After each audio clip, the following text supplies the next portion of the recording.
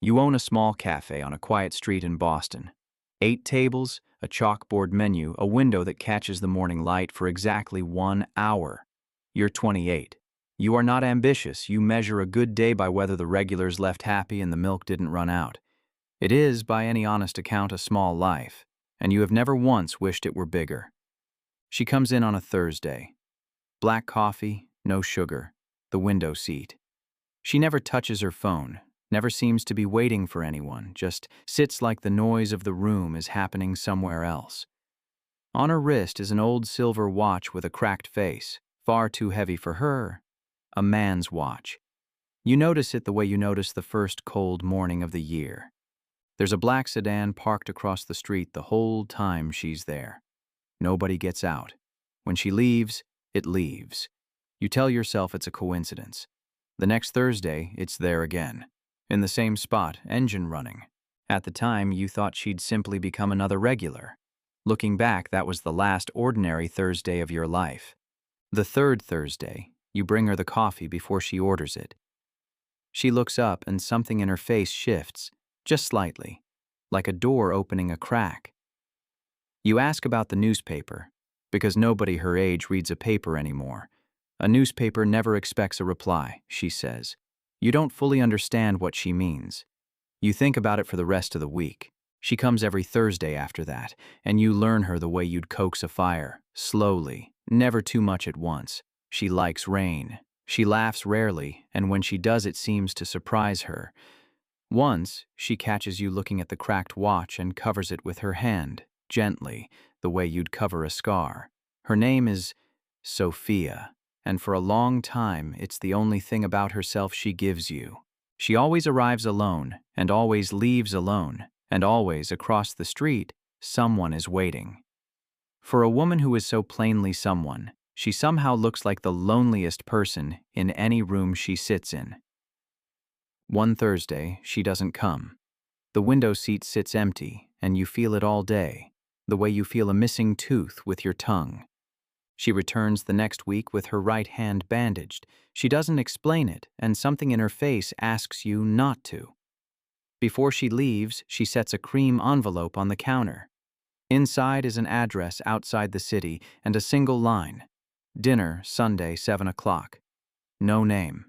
She's gone before you can ask a single question. You almost don't go. Twice you pick up the envelope, and twice you set it back down. By Sunday afternoon, curiosity wins. The gates open before your car fully stops. Nobody waves you through. They simply know you're coming. A camera turns to follow you up the drive. A second car eases in behind yours and stays there. 2 men near the door murmur into earpieces and never look at you directly. Nobody threatens you. Nobody needs to. Before you've even parked, you understand this is not ordinary wealth. The house doesn't feel like a home. It feels like something preserved for another century, kept perfect for reasons no one explains. Stone, old trees, a fountain that has clearly been running since long before you were born. Sophia meets you at the door, and she's different here. Softer and heavier at the same time, like someone who has come home to a place she also can't wait to leave. She walks you through rooms that could each swallow your apartment whole, and past one door she doesn't open, doesn't explain, just rests her hand on it for a second as she passes. In the hall hangs a family photograph, decades old. A younger man at its center, calm eyes, a faint smile. On his wrist, the same silver watch Sophia wears, cracked in the same place. You understand, without being told, that the watch was his first, and that she has been carrying a piece of him on her wrist this whole time. Dinner is set for 4 at a table built for 20. At the far end there is a 5th place, a chair pulled out, a cup of coffee poured fresh and steaming beside it. No one sits there. No one mentions it. Through the meal, a staff member quietly replaces the coffee so it never goes cold. You do not ask. Somehow you know that asking would be a mistake. Her father is not what you expected. Late 60s, a cardigan, reading glasses, the gentle stoop of a man who has spent his life among books. He looks like a history professor. He does not ask what you do for a living or what you're worth. He watches instead how you thank the woman who fills your glass, whether you look her in the eye when you do. Halfway through the meal, a phone rings behind you. A man crosses the room and murmurs into the father's ear. The father doesn't stop eating. He simply says, "Tell them no." The man leaves. Around the table you feel something ease, a tension you hadn't known was there until it left. You never learn what he stopped, only that he stopped it in 3 words. As you leave, you thank the housekeeper who opens the door for you and wish her a good night. Nobody else does. You don't even think about it. Across the hall, the father sees it and says nothing. At the door, he takes your hand in both of his and asks you to come again next Sunday. It isn't a request you know how to refuse, so you come back. The chair is still empty, the coffee still fresh, still unexplained. This time he asks if you still open the cafe yourself. You nod. Even now, he says, not quite a question. Someone has to make the first cup, you tell him. He smiles and says nothing else, and you feel as though that small answer mattered far more than it should have. Another Sunday, apropos of nothing, he mentions that there was a time when senators returned his calls before they returned their own families. He says it the way other men mention the weather, without pride, almost with regret. It is the only time he ever hints at what he once was. It is enough. One Sunday, he walks you through the gardens instead of sitting for coffee. He asks what you'd plant if the land were yours. You tell him you'd leave most of it wild, that not everything needs to be controlled to be beautiful. He looks toward the trees for a long moment, says nothing, and changes the subject. You never catch him testing you, because he never seems to. A tray shatters at dinner, and the whole table freezes, and you're the one who crouches to gather the pieces. A groundskeeper apologizes for the mud on his boots, and you tell him the boots are only doing their job. Each time, from somewhere across the room, the father sees it. Each time, he says nothing at all. Sophia has 2 brothers, both older than her. One of them can't hide his suspicion of you. Do you even know what this family does? He asks you one night. Not exactly, you admit, and he laughs. The father doesn't. The other brother says less and watches you more, the way a man watches something he can't yet explain. Some evenings, both brothers stand and leave in the middle of dinner without a word and don't return.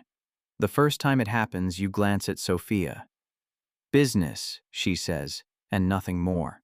You begin to understand that there is another world running just outside these rooms, all the time, and that the quiet of the dinner table is something this family works to keep. You find Sophia one evening alone in the greenhouse, just sitting among the plants in the warm quiet. "This is the only place in the house where nobody argues," she says. Then she tells you the truth. She started coming to your cafe not for the coffee, but because it was the one place where no one knew her name. She didn't want an escape from her family. She wanted, for 1 hour a week, to simply be no one. You propose to her on an ordinary night, closing the cafe, the 2 of you stacking chairs in the dark.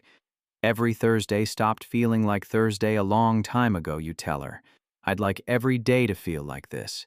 She says yes, and then she goes quiet, the way she always goes quiet before the things that matter most. The family accepts you without hesitation.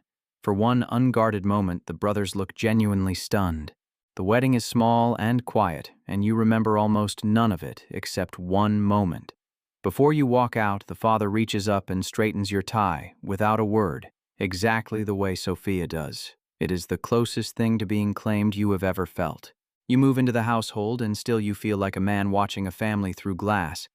The empty chair is always there. The coffee beside it is always fresh. Nobody ever explains it, and you've learned by now not to ask. After the marriage, small things change. The family doctor starts coming more often than a healthy man would need.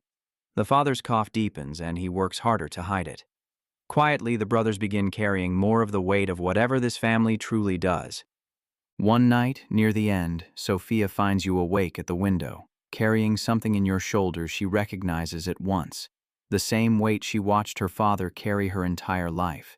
She doesn't ask what it is. She only says, quietly, "Don't become this house." That's all. 10 words. They stay with you for years. One evening, after the plates are cleared and the room has emptied, the father asks you to stay behind. Just the two of you, and the empty chair, and its cup of coffee. Going cold for once, because tonight no one comes to replace it. He says everyone thinks he's choosing his successor. Then he goes quiet. He lifts the pot and fills the empty cup with fresh coffee, sets it down and looks out at the dark garden for a long moment. Then he says it. I'm choosing the last man who will ever lead this family. Power built all of this, he says, but power can never end it. He lets that settle. You look at the empty chair between you and say nothing. He asks if you understand the difference, and you tell him honestly that you're not sure you do. Anyone raised inside this world would protect it, he says, out of love or habit or fear. He turns his cup slowly against the wood. Only a man who never wanted it could ever take it apart. Then he looks at you for a long moment and asks, "Do you know why I kept inviting you back?" You don't. He almost smiles. It wasn't because you were strong, he says, or clever or dangerous. It was because you were content with 8 tables and 1 hour of morning light, and you never once wanted anything more. He needed the one man in America who couldn't be tempted, and that, he says, was always you. And finally you understand the empty chair. It was set for the people this life had already taken from him, the ones no power could give back. Every fresh cup of coffee was an apology he could never say aloud. He had built a fortress to keep his family safe and spent his last years realizing he'd built the very thing that trapped them inside it. He passes in the spring, quietly, in his sleep, the cracked watch on the nightstand and a book open on his chest. At the funeral, Sophia reaches for your hand, not because she is weak, but because for the first time she is not carrying it all alone.